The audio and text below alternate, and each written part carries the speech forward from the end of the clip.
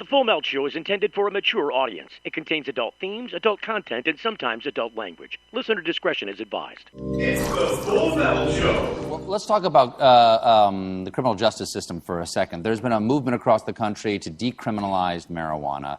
There was a move to do that in Ohio that was defeated, and you supported the defeat of the measure to legalize marijuana in your state. Why do you think we still need to keep pot illegal? Well, look, the problem is we have a huge drug crisis in this country. I was just in... But is that really pot is the drug crisis? No. Lots of people are going to jail for minor infractions, and it ruins their entire life. We don't do that in Ohio, okay? We don't want to stick people who... We don't even want serious drug addicts to be locked in prison for the rest of their life. We treat them. We pass them off to the community, and the recidivism rate in our prisons in Ohio for the drug addicted is less than 20%. And we also have said that if a person's rehabbing themselves, we want to give them a chance to get out and be successful. The problem with marijuana is this. We don't want to tell our kids, don't do drugs, but by the way, this drug's okay. Let me tell you. Isn't that what alcohol is? Isn't that? Yeah, well, look, for the people, and I can understand, let me just tell you, you wouldn't believe how many people, just in Mississippi the other day, I was with a man, he's very well-educated, very successful. His 21-year-old son took his life because he was addicted to drugs and didn't know how to climb out of it. I meet people everywhere in Ohio, and we're fighting it. We're educating people in the schools. We are in a position of being rehabbing people. But, Stephen, this is kind of a curse, this whole drug. And I'm talking about the OxyContin, I'm talking about the heroin, and now heroin's not even strong enough. Now they're lacing it with a drug called fentanyl that they give to people as they're in the last stages of their life who have cancer. I mean, I want to be clear. I'm not arguing for legalizing heroin. No. I know that. But look, all I'm saying to you is I tell kids, my daughters, I say, girls, just please don't do drugs, okay? Mm-hmm. We go around to the schools and tell kids, please don't do drugs. But to legalize marijuana, and I'm not all hung up about marijuana, okay? I'm just saying to you that we don't need to take the approach where we send a confusing and mixed message to our children. Mm-hmm. And I just don't think it makes sense. Did you ever smoke marijuana? Yes. You did? Yes. Were you caught smoking marijuana? By who? The police. No, I never was. If you had been caught smoking marijuana and had it on your record, would you be the governor of Ohio right now? Maybe, if I got you to come out and campaign for me. But here's the thing, Stephen. I'm not wanting... What I mean is that it ruins a life to have that police record because you can't get a job. Look, we don't want to put people in prison or give them... But let me explain. Look, I went to school in the 70s, okay? I'm just suggesting to you now, I have never seen this drug problem as rampant as it is. And I don't want to ruin anybody's life. In fact, in our state, if you were a nonviolent felon... We're giving you a chance to get that expunged. We don't want to ruin anybody's life on drugs. You can have expunged record. That's great. Yeah. No. So what we don't want to do is we don't want to be in a position to demonize people. I just don't want to legalize drugs. Now, when it comes to medical marijuana, if the experts come back and say we need this for people who have seizures, I'm for that. Are you high? What are you talking about? This is the Full Melt. The Full Melt Show. A marijuana discussion about news, culture, politics, and lifestyle. FullMelt.com. Toll free. 844-420-TALK. 844-420-TALK. Whoa, and coming to you live from the PetPain.com studios, it is the Full Melt Show. What happened to our introduction? I don't get it. There it is. I thought I fixed that. So here we go. I just want to say this thing about Ohio pot. I've said it before. I'll say it again. I'm going to be forced to. Is never going to go away. It's not going to go away this entire next election cycle in the coming 2016 year. It's just going to pin us to the wall and make us blind. I can't stand it anymore. Yeah. Beat this subject to death on the air when it was going on. Seems that it will never quit. And I really think that it's not going to. I think this is going to go on for months to come. I think right up until the very especially towards the very end in 2016, because this time next year, right before the election, you'll be hearing these people with the ballot petitions in Ohio saying, look, Ohio, you did the right thing last year. You did the right thing. You said no to marijuana, and that's an Ohio thing. Thanks you for standing up for Ohio. It's all a bunch of bunk. And it's not going to work. You can say those messages all day long, and it's just not going to get through to people because they've already made up their minds about this situation. And you know what? 2015 is not 2016 by any measure.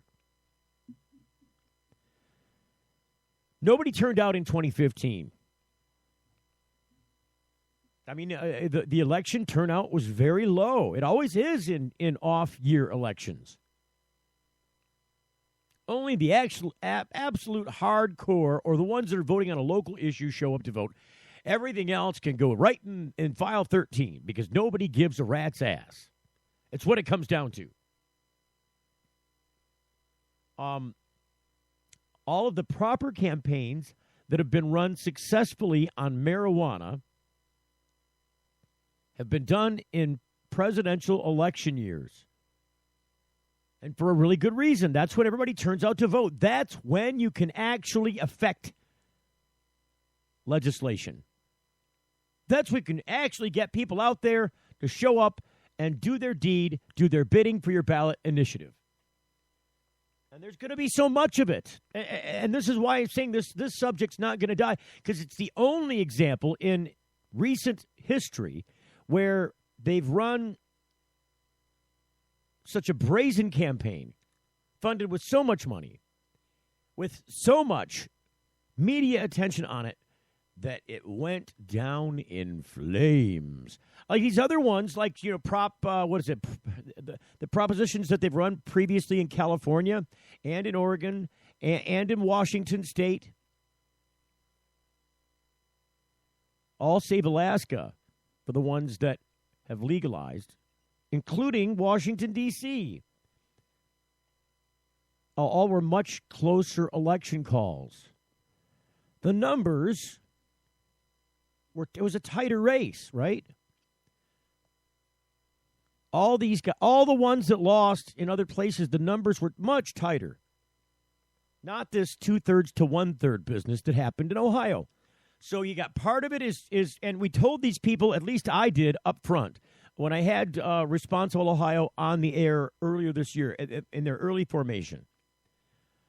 I mentioned on the air that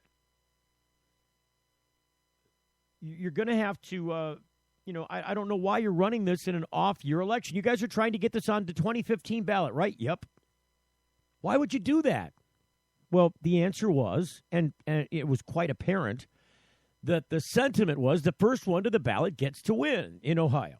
And it wasn't going to be that way if you tied this monopoly albatross around your neck. And doubling down on an off-presidential election year is shooting the dice in a big way. Because the trick with that is it's threading the eye of the needle. See, if you can get enough people in that short election cycle, by just affecting a few people at the polls, you can get massive landslide victory that way. There's a strategy for victory using that idea. Just using the small people, the short number of people that turn out at the votes in an off-presidential election year. If you sway just a few of them, you get a bigger result in the end. If you do that in a presidential election year, you got to sway a lot more people. And in my opinion, presidential year elections are much more legitimate with regards to these initiative drives anyway. But it's just not going to go away. And so when you got Kasich up there, now remember, John Kasich is the governor of Ohio. He's running for president. He's currently on the ballot to be nominated for the Republican Party's ticket in the presidential race. He's on the lower end. But this is why, see, he's down there with Chris Christie. He's down there with Bobby Jindal. I mean, is Jindal even in the race anymore? Didn't he drop out by yet? He's down there with Jeb Bush. All these people are naysayers with regards to marijuana. The only one in the Republican Party saying anything positive about cannabis is Rand Paul. And so, Rand is kind of like, I would equivalent Rand Paul on the Republican ticket with Bernie Sanders on the Democratic ticket. He's one of those guys that is just, he's got enough popularity behind him that he could get somewhere with it. He could make something of it. He could make some hay out of it. Bernie Sanders has certainly made a lot of hay out of it. But I'm afraid that if either one of those guys were, could you imagine a presidential race with Bernie Sanders versus Rand Paul? If those were the guys that got picked by their parties, it'll never happen.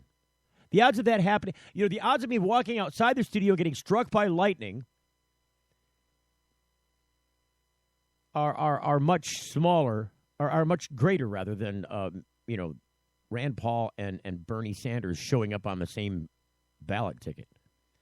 But you can imagine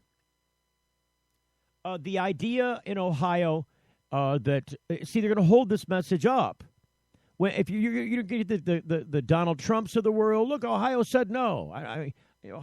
Donald Trump is less downtrodden about marijuana. I don't think he really gives a boo. I think he's got a hard on for the border. He's got a hard on for the military. And he's got a hard on for taxes. Other than that, Donald Trump really don't give a rat's ass, my opinion. He says he does, but he doesn't. He really doesn't. Let's face it. Donald Trump is one of those guys that he's a political outsider, but this is a problem because he doesn't know how the system works. He thinks he does because he's had to work with them before. He doesn't. He doesn't understand how that system works from the inside with the lobbying and the people and the way the bills get forwarded. You can make all the suggestions in the world, but you can't be, General President Trump. You don't get to just command what happens. It doesn't work that way, and it doesn't work that way. He's going to milk it for all he can get. But you're not going to see this Ohio thing go away because they're going to keep holding it up as the one instance, in this cycle at least, where the marijuana issue is beaten down so badly. So they're going to say, no, Ohio's not ready for this again. They're going to say it all year next year. Mark my words, it's coming. More news on marijuana coming up next on the show. You're getting the full melt. What's up with these things, Victor? We decided to give ourselves stickers for each feature we release. We read about 10,000 suggestions a week to create features that, as traders, we'd want to use. 10,000 suggestions? Who reads all of those? He does. For all the confidence you need, TD Ameritrade. You got this. It's Steve Green for the Sweet Leaf in Flint, because now getting safe access to medical cannabis patients in Flint, Michigan is never more welcoming. Presenting the Sweet Leaf, a brand new patient experience bringing 12 carefully selected caregivers housed in 9 separate offices to distinctly assist you with their knowledge and reputation for excellent patient care. Classes and training coming soon in the large community room. Check it out in person, 400 South Dorr Highway, or call 810-259-2571. The Sweet Leaf Center in Flint, 810-259-2571. Got something to hide? Canalock offers discreet and effective storage solutions that destroy odor, so nobody knows. Canalock is a patented charcoal-activated bag that discreetly stores your marijuana. Canalock is made from the same material as military chemical warfare suits. Get yours at canalock.com. Visit canalock.com to learn more about no-smell technology. Introducing Sacred Elements, a place for natural and alternative healing for the mind, body, and soul. Sacred Elements. It's one place, all solutions. Registered, licensed, certified, ordained. Sacred Elements. Massage, hypnosis, Reiki. Sacred Elements. Raindrop, aroma and color therapy, body detox, ministry, life coaching, weight and nutrition counseling. Sacred Elements. Next to the Sweet Leaf, 400 South Dorr Highway, Flint. 11 to 7 daily, closed Sunday. Call 810-259-2570. It's the Full Melt Radio Show. And you can hear us here Monday through Friday from 7 until 8 p.m. Eastern Daylight Time. Where we we talk about cannabis news, information, and lifestyle. Hemp, medical marijuana, you name it.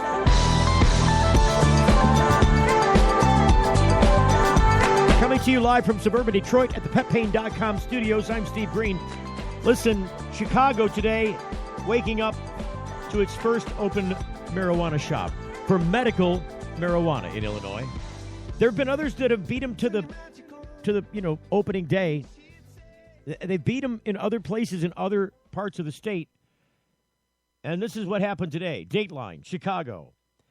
Though it won't be selling medical marijuana until December, an Andersonville medical marijuana dispensary opened Monday morning with a ribbon-cutting ceremony to welcome the public to come out and check out their operation, which likely will be the first in Chicago to dispense medical cannabis. Zachary Zeisis, co-owner of the dispensary called Dispensary 33 at 5001 North Clark Street, expects to receive state licensing by Thursday to begin selling medical marijuana to patients by the first week of December. Christy Zeisis, Zachary's sister-in-law and CFO, said Dispensary 33 would be the first in Chicago to actually dispense marijuana. A store in Logan Square, Modern Cannabis, is not far behind. Danny Marks. Oh, for crying out loud, why did this happen? Here we go. Danny Marks, co-owner of that dispensary at 2874 West Fullerton, hopes to begin selling marijuana by the first week of January. Monday's ribbon cutting came 7 days after medical marijuana went on sale in Illinois with the opening of 5 dispensaries, mostly in the Chicago area. Dozens of happy customers leaving with cannabis in hand. They say our space is more customer-friendly. There's more fortress-like mentality at other places.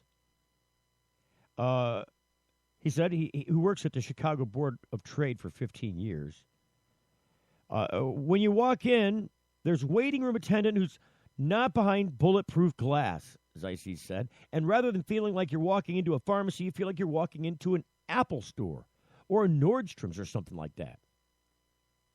Patients at Dispensary 33 will be buzzed past a secure door that leads to a retail area where they can discuss their medical needs with well-trained staff and admire a mural of marijuana plant from seed to flower, said Zeisis, 43, who lives in Evanston with his wife and 2 kids. This space, which also contains several sleek displays of pipes and other cannabis products, previously housed a pizza restaurant and a coffee shop. Today is to say thanks to the community and elected officials and to come out, as it were, to the city, Zeisis said. The business has 3 employees so far and is not affiliated with any larger operation. We're sort of a mom-and-pop shop, Christy Zeisis said. Paul Lee, who will manage the day-to-day operations and interned under a master cannabis grower in Colorado, said Dispensary 33 employees are basically cannabis geeks. The people who work here are slightly obsessed with cannabis, whether it be spending hours and days reading research papers and vetting them or literally curating every single product that comes in here. Interest is high, Lee said. More than 900 people stopped in at 2 open houses, and the shop last weekend, over half of whom were prospective patients, he said. Alderman Almea Pawar, whose support was instrumental, also attended this ceremony. She said there's lots of people who desperately need medical cannabis as a way to manage pain, he said. I watched a close friend of mine who passed away recently who would have benefited greatly from medical cannabis, he said. And what ended up happening is this couple ended up having to go to Michigan to find workarounds and, in fact, feel like they were criminals when they were just trying to manage pain at the end of life. The medical marijuana pilot program is finally up and running despite being mired in reams of bureaucratic red tape since it was passed by the state legislators some 2 years ago. The news is a relief for many of the 3,300 patients who've been approved to buy the drug to combat a list of conditions and diseases ranging from HIV to cancer. November 9th, 5 Illinois dispensaries opened in Addison, Quincy, Canton, and Mundelein, and downstate Marion. Other dispensaries plan to open their doors around the state this month and next month. A total of 18 grow houses and 60 dispensaries have been approved by the state, but the number of dispensaries that open this year may be closer to 50, according to a state representative. He's a champion of the state's 4-year medical marijuana pilot program that runs through 2017. Nearly 40 medical conditions have been approved by the state to qualify for this program. Some conditions have been rejected, others pending approval. Only customers with medical marijuana cards who are registered with their dispensary of choice will be allowed in the store's retail area. A state database is going to track marijuana sales so that patients can't exceed the legal limit of 2.5 ounces every 14 days.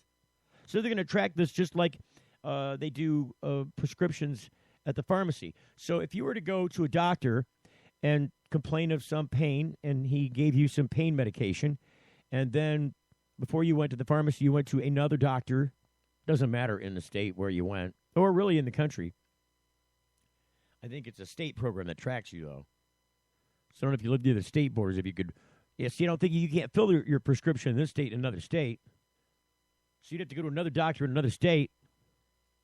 But if you went to another pharmacy, try to get another prescription from a different doctor filled, they would tell you no, and they would flag your profile. They're going to do the same thing here in Illinois with their tracking system. Last week, after the first day of medical marijuana sales in Illinois, Lang told the Sun-Times, today's rollout is not perfect. There are certainly many dispensaries that aren't ready or have limited product. There aren't enough patients. And we still have doctors who aren't prescribing or recommending cannabis to their patients. But it's one step on a long road, he says. Lang is trying to extend the pilot program so the state can collect more data to use in eventually drafting permanent medical marijuana legislation. Will that ever happen? It's difficult to say. I mean, in every other state that I can think of, medical marijuana rolled out to much fanfare and people leaving with cannabis, not with a guided tour. In other places, say, New Jersey, and I don't get why they're doing this in New Jersey. I don't get it at all. You tell me. Legalized recreational marijuana in New Jersey. Supporters to pitch for it at a hearing. This according to NJ.com. Dateline Trenton. 18 months after proposing a bill that, and I don't get it. Again, here's why I don't get it. I mean, anybody that knows anything about Chris Christie knows that he's ardent anti-marijuana. He's a prohibitionist to the nth degree. And it's terrible. And he's clearly stated out loud that he wants nothing to do. As long as he is governor of New Jersey, there will be no medical marijuana expansion, and there will be no recreational cannabis in his state. No retail pot. But legislators think otherwise. They're going to spend the time and the state's money anyways. Some 18 months after proposing a bill that would legalize recreational marijuana in New Jersey, State Senator Nicholas Scutari will preside over a hearing Monday that allows only supporters to testify. I'm going to start positive, then open up the floor to the people who are against it, he said. Opponents will get their turn at a future hearing. With a governor who firmly opposes legalizing recreational marijuana use, there's plenty of time to give everybody who wants to speak a chance to do so, he said. He admits he thinks opponents offer shallow arguments to make their point. A journey of 1,000 steps starts with the first, said Scutari, who is chairman of the Senate Judiciary Committee, called the hearing the first step, was introducing the bill, and this is the natural next step, to talk about the benefits of legalizing and the negative impact prohibition has had. Both as a governor and a candidate for president, Christie has called marijuana a gateway drug that is harmful to children. He said that if elected president, I just said this, he would challenge the states that legalized its recreational use. His term is up in January of 2018. Under this bill, though, local elected officials could impose an ordinance barring a dispensary or any pot-related business from opening and dictate how many would be allowed, hours of operation, licensing fees, and regulations. Sales tax and application fee revenue would be dedicated to the Transportation Trust Fund, or otherwise known as the Bridge Blockade Fund. Transportation Trust Fund. Drug enforcement and preventative efforts and women's health programs, which Christie's cut since taking office in 2010. No action will be taken on his bill on Monday. That's today. Recreational marijuana use is legal in 4 states, as you know: Alaska, Colorado, Oregon, Washington, and Washington, D.C. It seems like a waste of time to me. It seems like, this Chris Christie's not going away until 2018, 2 years after the next presidential election cycle, unless by some crazy reason he gets elected president, and that's, like I said, not likely. Not likely at all, in fact. Some of the other things going on is this background. A lot of background noise from outside countries.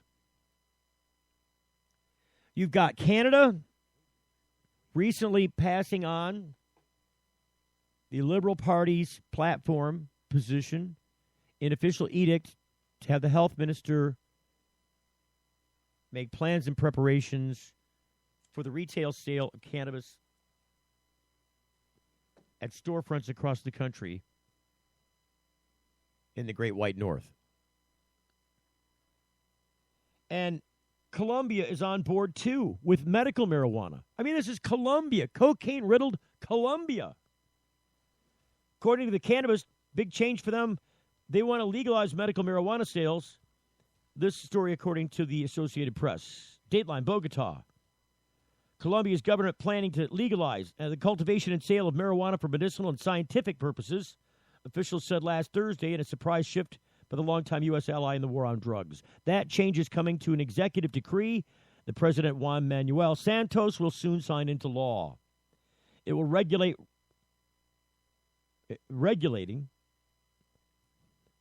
everything from licensing to growers to the eventual export of products made from marijuana, said the Justice Minister. With the new policy, Colombia joins countries from Mexico to Chile that have experimented with legalizing or decriminalization as part of a wave of changing attitudes towards drug use and policies to combat it in Latin America. In an emergency, I'll just dial 918. But the wonderful thing is you kids get along, and we were able to have a third peeler. I have no idea where the Simpsons came from. None whatsoever. Okay, I know where they came from, but I'm not going to tell you. Said that as many as, this is the Senator Juan Manuel Galán, who last year introduced legislation in Colombia that tracks with the government's decree that said as many as 400,000 Colombians suffering from epilepsy and other ailments could benefit from the clearer regulatory framework to be provided by the decree. Colombians for 2 decades have been allowed to possess small quantities of any narcotic for personal use thanks to a series of constitutional court rulings guaranteeing the free development of one's personality. It sounds very Mexican. But the Congress and the executive branch have both been loathing to endorse such views, in part of because of officials' skittishness about the showing of any weakness in a country that is the biggest supplier of cocaine to the U.S. Indeed, conservative critics in Colombia and abroad see Santos' drive to reform drug policy, including a decision earlier this year to end a 2-decade-old campaign of spraying illegal coca crops with herbicides, as a sign that the government's resolve is weakening. Reflecting those concerns, officials went to great lengths Thursday to explain that they're not looking to further liberalize recreational use of marijuana, as was recently done in Uruguay, the region's pioneer in drug policy reform. Nobody's talking about legalizing anything except for these 2 purposes, Reyes said. Colombia gaining international fame since the 1970s as a producer of potent pot strains like Santa Marta Gold. Health Minister saying that he envisions Colombia positioned as a major global player in the booming market for marijuana products. Our phones are ringing off the hook as we get ready for the next chapter, he said in a statement. The next chapter is all kinds of what I would call commercial sale, commercial production and the opening of export markets. This according to John Campo, president of the parent of the U.S.-owned Sannabis Company, which is developing cannabis-based oils, creams, and other products on a self-governed indigenous reservation in southern Colombia. Boy, I don't. Can you imagine going to one of these self-governed places in Colombia? Could you just imagine? I don't know if I could do it. You know, I was squeamish at thinking about the idea that I'd be so close in Jamaica to the locals, the gang locals. I know you wouldn't catch me in Mexico right now. You just wouldn't see it. Not going to do it. Real quickly, I can't leave this news segment without reminding you that the U.S. Senate has voted in favor of veterans using medical marijuana. They passed a measure that's going to allow veterans living in medical marijuana states to take advantage of these programs without consequences, according to hightimes.com. As the sun was going down on Capitol Hill Tuesday last, both Democrats and Republicans pledging an allegiance to the nation's veterans by signing off on a page of the fiscal year 2016 Military Construction and Veterans Affairs Appropriations Bill that will not only allow physicians working through the Veterans Administration to discuss medical marijuana treatment with their patients, but also give veterans the opportunity to participate in their state's respective program without losing access to prescription drugs or enduring any other penalties, which is long overdue. You know, there are a number of people in the state and in the country. I mean, we're talking about perhaps ramping up the military again. I can't even believe that discussion is going on in the face of this Paris disaster. But if you're going to have and create foreign war veterans in this country, you absolutely must stand behind them when they come home and when they're gone, and to pay them appropriately. And then when they get home, you need to help find them jobs and support our veterans. That includes pain management with cannabis therapy and no blockade from the Veterans Administration. You're getting the full melt. What's up with these things, Victor? We decided to give ourselves stickers for each feature we release. We read about 10,000 suggestions a week to create features that, as traders, we'd want to use. 10,000 suggestions? Who reads all of those? He does. For all the confidence you need, TD Ameritrade. You got this. At book club, they were asking me what you're doing now, Janice.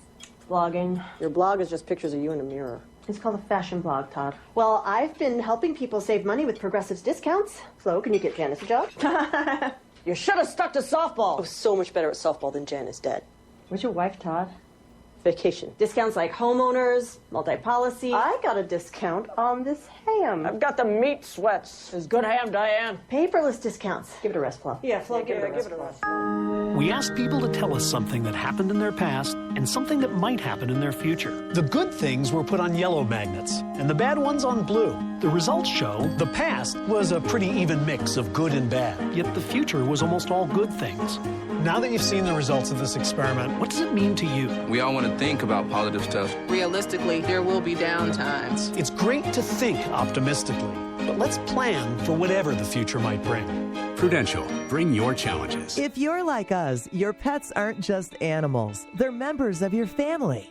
Pet Pain CBD hemp oil drops are great for aging as well as active dogs and cats. Some people are apprehensive about hemp treatments for pets. They ask us, what are you smoking? Absolutely nothing, and neither will your pet. Like other hemp-based products for humans, the allure is all of the benefits of cannabis without any of the high. The CBD oil has shown to rejuvenate the bones, joints, brain, stomach, eyes, and heart.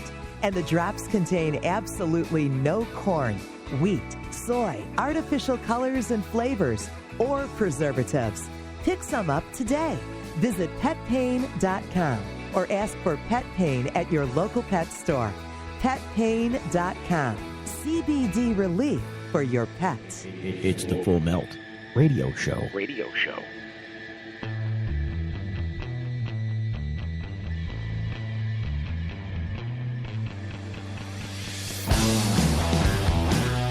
and Chicago, not the only major cities, well, somewhat major cities, in the United States having problems accessing medical marijuana, at least potentially.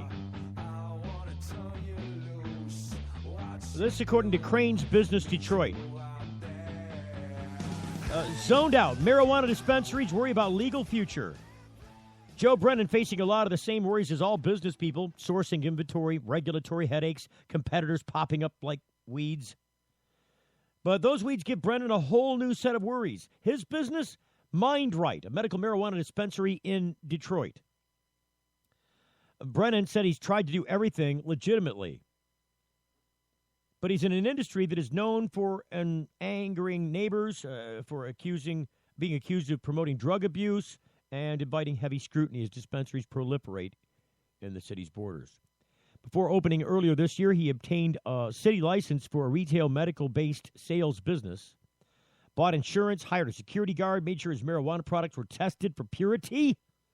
We want to be completely professional, he said. Now, the U.S. Marines veteran fears his dispensary across from the Grosse Pointe border, which is one of the richer communities bordering Detroit. Probably the richest community bordering Detroit. Grosse Pointe Woods. Might be shuttered because of a proposed zoning ordinance in Detroit that would impose specific regulations on the city's more than 150 medical marijuana dispensaries. One of the restrictions is that a dispensary cannot be within 1,000 feet of a liquor store. Mind Right is right next door to one. We're finding we might get zoned out, he said. My employees left their jobs to work for me. People like me who are running their businesses right should get a fair shake. Shouldn't they? Shouldn't they get a fair shake? Trying to do everything right, rolling up your sleeves, being an entrepreneur, creating jobs, creating a tax base, occupying an empty building in the city that is so desperate for business? Isn't that what? Shouldn't he get a fair shake when they actually carve out rules and regulations surrounding his principal place of income and that of other people, including the city? Michigan's among 23 states that have legalized medical marijuana. You know the states that did it recreationally.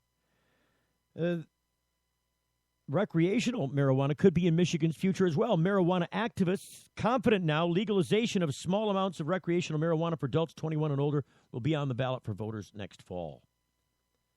Here's what I said about Ohio. May not be a shoo-in, though, says Crane's Detroit. Ohio voters rejected legalization of recreational marijuana by a 2-to-1 ratio in the November 3rd election. You know what? It wasn't just that. It was also medical marijuana. You know what? It wasn't just that. It was also monopoly in the Constitution. That's what they said no to.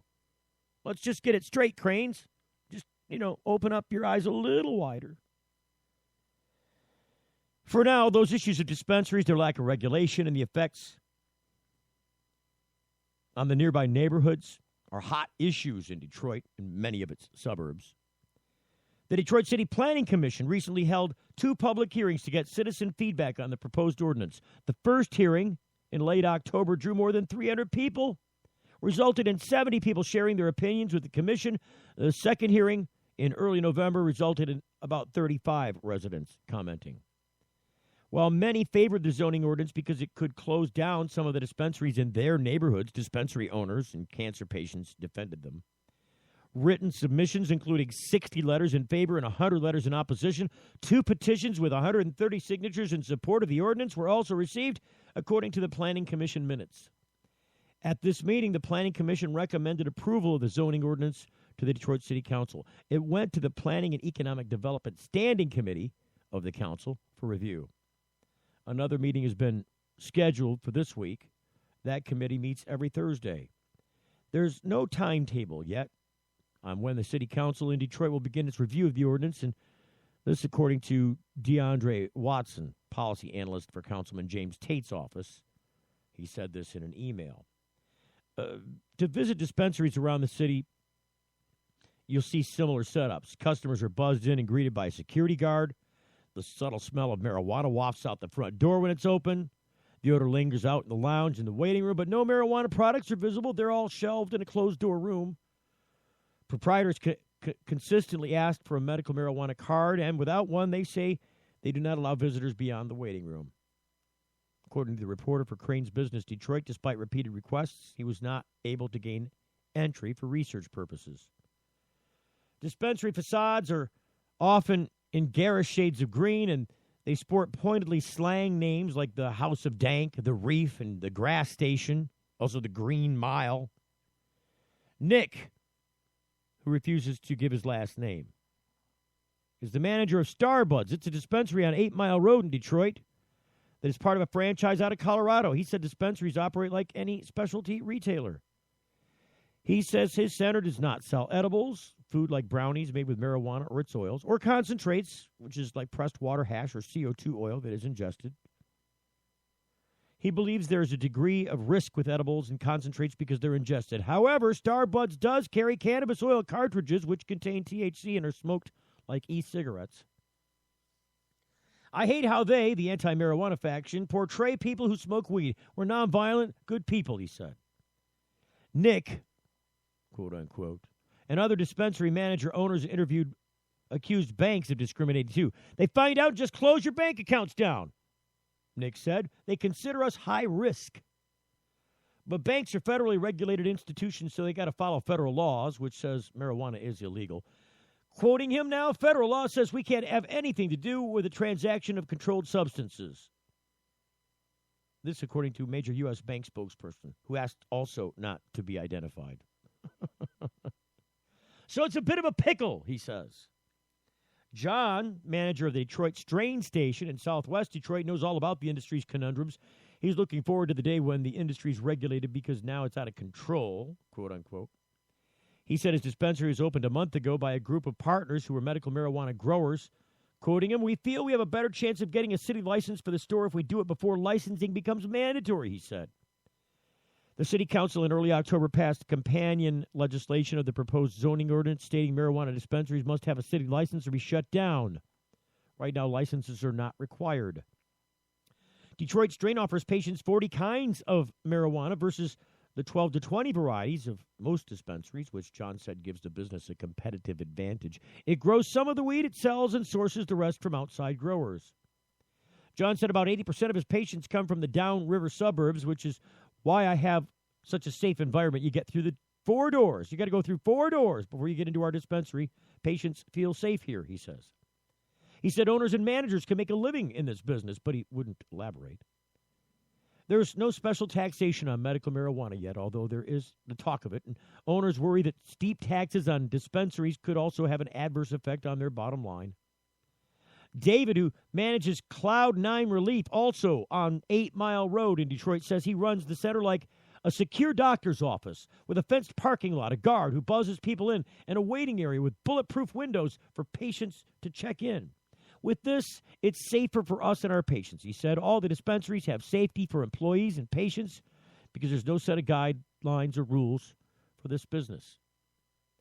You know what's funny? I could see with the way Detroit has built many of its dispensaries, I could see them being deemed as civil, what do they call those? Civil defense places. So when there's a tornado or when there's a hurricane or if there's an earthquake, people run in there and hunker down because it's safer in there. You get that bulletproof glass to keep the wind from, or bullets or anything from flying through there. It's all reinforced. I could see them making shelters, civil defense shelters, out of the medical pot dispensaries in Detroit. Different laws at different levels of government mean that the dispensaries, although tolerated by the city of Detroit, are operating in a legal gray area. First Lieutenant Mike Shaw, public information officer for the Michigan State Police, doesn't see it that way. Quoting him, now marijuana and medical marijuana are illegal in this state, he said. The court ruled dispensaries are illegal. 7 years of medical pot says 63% of Michigan voters passed Proposal 1, known as the Michigan Medical Marijuana Act, back in 2008. That law says that state residents with qualifying medical conditions can apply for an ID card and a spot on the state's registry. Qualified patients may possess less than 2.5 ounces of usable marijuana. Plants kept in an enclosed locked facility. Registered caregivers may possess up to 2.5 ounces and 12 plants for each qualified patient under their care. Shaw said he knows cities like Detroit have decriminalized pot, but, quote, if we come across a dispensary, we'll shut it down. We don't enforce local ordinances because they're superseded by state law.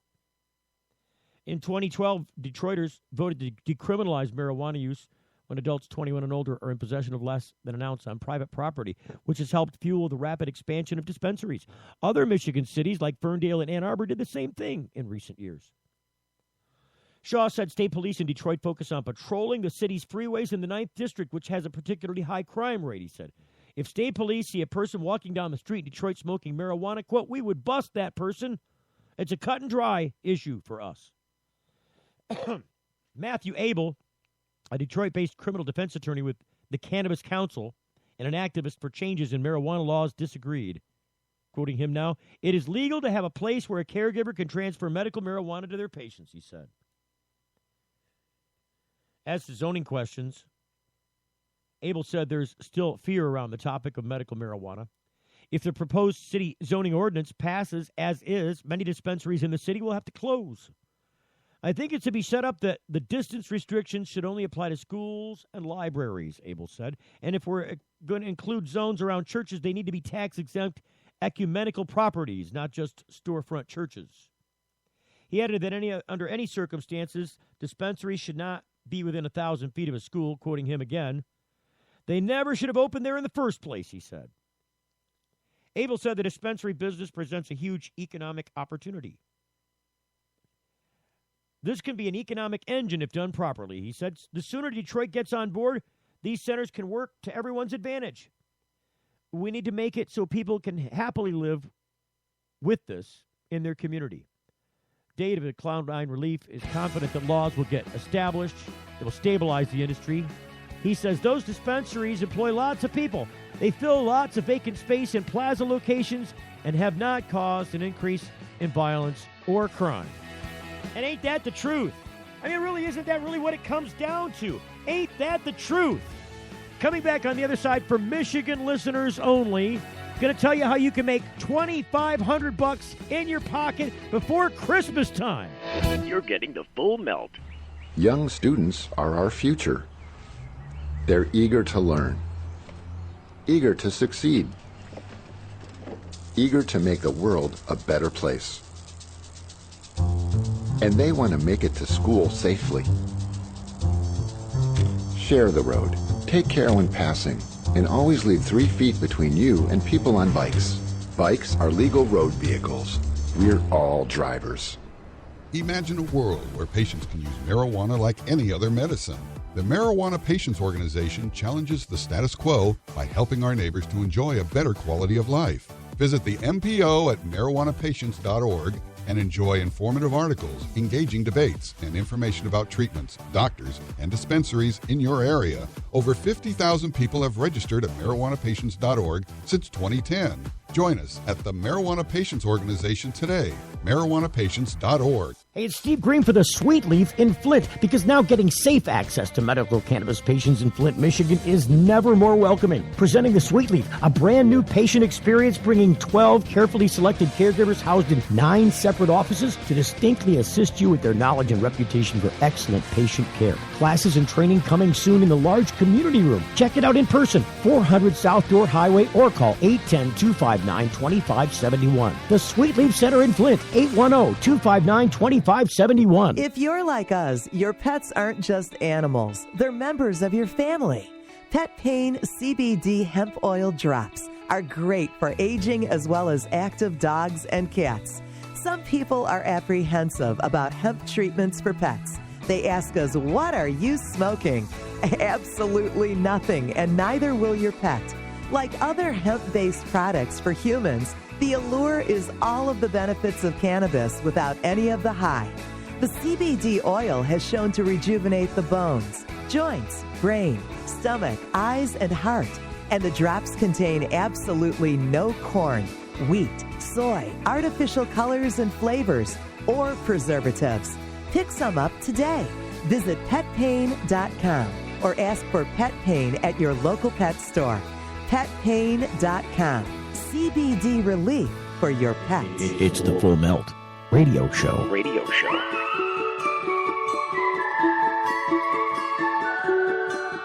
It's really easy to find us and subscribe to our program on iTunes.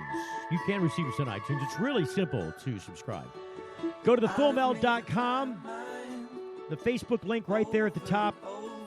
Also, the iTunes link. Click on the iTunes link and subscribe. It's just that simple. So, listen, this is what I want to do. I want to give people an opportunity for people to make some money in the state. A lot of people, working hard, doing their thing, could use a little extra Christmas cannabis cash. And that's exactly what I'm proposing you should get. Cannabis cash.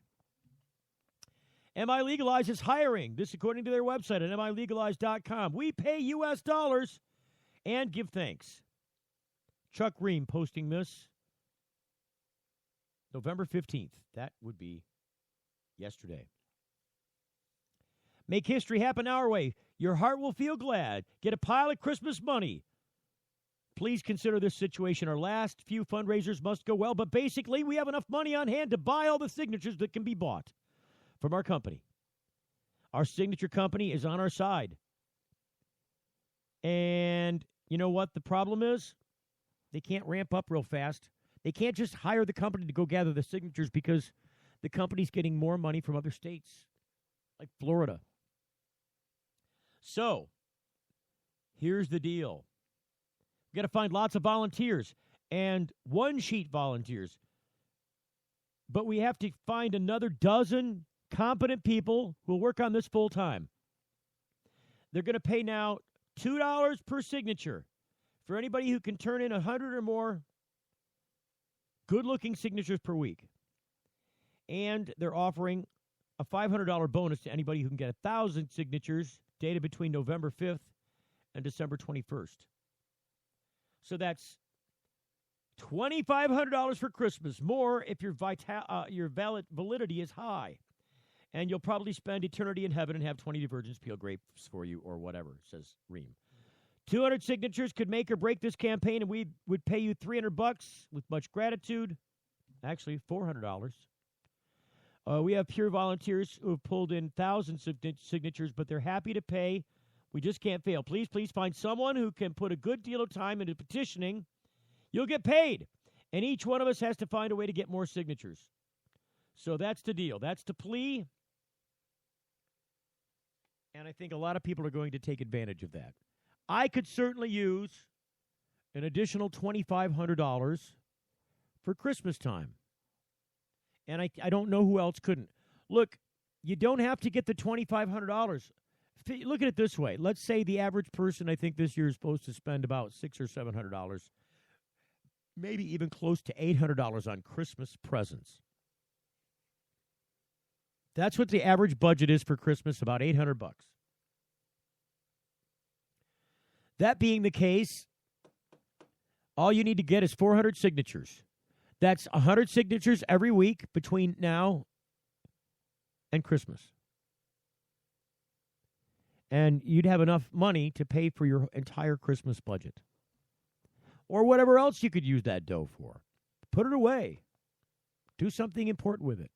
I know what I'd do with it. I know what I intend to do. So, here's my suggestion. It's gotten colder out, right? We already knew this was going to happen. When it gets to be fall, it's harder to go out and collect signatures because it's cold out. The number of people out there to get signatures from is smaller because it's cold out. And they're less willing to stand around and talk to you about the issue and sign the petition because it's cold out. Now, most places aren't going to let you inside to run petitions. And when you do them, there is some qualification involved. In other words, you don't want to just sign up everybody and anybody. You've got to make sure that they're qualified voters. They've got to be a registered voter.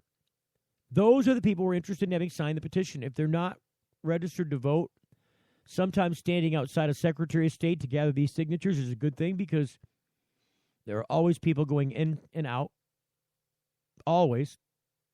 If it's on public property where the Secretary of State's office is, you're perfectly within your rights to stand on the public property side and ask people to sign. If they're not a registered voter but still want to sign, direct them indoors to sign indoors. They can go right inside the Secretary of State and register to vote, and then come right back out and sign your petition. I can tell you that if you go back and your validity, your validation on your signatures is like 50% or less, you're going to have a harder time getting paid in full for those signatures. So it's important to make sure that they're valid, to make sure that they're registered to vote and that they're signing the right county petition. So don't go show up at the Oakland County Secretary of State at one of the locations with, a Livingston County petition and have them sign, because none of those signatures will be valid. They'll all be invalidated, even though they're registered voters, because they signed the wrong form. Want to make sure it's all right. Put Oakland at the top or whatever county you're in. Sign the bottom after you've collected your signatures. And make sure that they're registered voters. That's pretty much it. It's that simple. Everybody who signs, you're getting $2 for. If you get a bunch of them before Christmas, you get 1,000 signatures. That's 10 sheets every. Good Lord. Yeah. I hate these people. Whoever you are, F off. Can you hear me? F off. That's what you need to do. There you go. I know who they are. They've been calling me, trying to tell me that my interest rate can be reduced on my credit cards. I don't have credit cards, you jackasses. And then when you and the real way that you can tell that these guys are ripoff artists is because they always call from a number that they can't be traced back to. So if you try and call them back, if they hang up on you, you try and call them back, your number can't be completed as dialed because they're lying on the caller ID. You know where these people are coming from? Other countries. Don't fall for the bullshit. They're calling from other countries, and they don't want to be contacted again. I did this just earlier today with the same damn number. I said, listen, I'm interested, and I got another person who's interested too. How can we get a hold of you? How can they get a hold of you? Is there a number we can call you back at? Oh, don't worry. If we get disconnected, I'll call you back. Oh, I'm sure you will. You foreign piece of crap, trying to steal everybody's money by getting their private information. That's what they're doing. They're just foreigners. They don't have any vested interest in you. They're on foreign soil, working in a boiler room on a phone that's lying to you with regards to its caller ID. They're not in this country. And then when you give them your private information to lower your interest rate, they're going to steal your identity and create a credit profile charge that is going to be very difficult to get off. Don't fall for it. That's what that call was. Don't do it, I say. Instead, spend some time. Here's the places where you want to go if you're going to make some money at this. The Detroit Lions, great place to gather signatures at when they got home games. Go to home games at the Lions. Look, you could have 10 guys outside all around that arena and gather signatures at Ford Field all day long. And everybody is be successful. How many people fit in Ford Field? It was like 50,000 or some ridiculous number, 40-some thousand. I think it's like 53,000 people fit in that arena. That is a lot of signatures potentially. And they're coming from all places, so make sure you bring enough forms with different counties on them. Another place you want to go to, concert venues. Stand outside those places and gather signatures. It's a little harder sometimes, but it's another great place to go. Look, all they can do is eventually kick you out. You might get 50 signatures before they kick you out. You're halfway there. They once taught me in sales to never say no at the door. If there's a sign on the door that says "Do not solicit," no solicitation, that is an open invitation for me as a salesperson to knock on that door because everybody else privately walked away. They might just go, "Hey, what you got now? Hey, nobody. Yeah, well, this is kind of cool. Hey, do you just want me to sign my name to legalize weed? That sounds like a great idea. There you go. Simple to do. Other places, gatherings. Any place where there's a large gathering of people, I don't care if it's look, I would not be opposed to bringing to a wedding or a Christmas party or a company party. Remember, you're always working at a company party. Don't do anything that'll get yourself fired because you could. Get people to sign your legalized, in 2016, your MI legalized forms and make up to $2,500 at Christmas time this year. We'll see you tomorrow on The Full Melt Show. Goodbye. The Full Melt Show is a production of TFM Media.